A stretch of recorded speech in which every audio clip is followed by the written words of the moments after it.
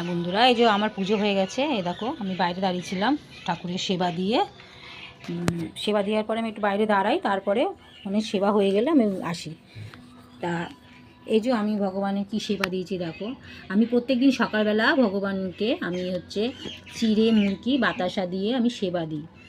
যেদিনে মিষ্টি টিষ্টি একটু নিতে পারি সেদিনে আমি ভগবানকে একটু দিই। ফল টল দিতে পারি না যেদিনে, আমি এরকমই দিই।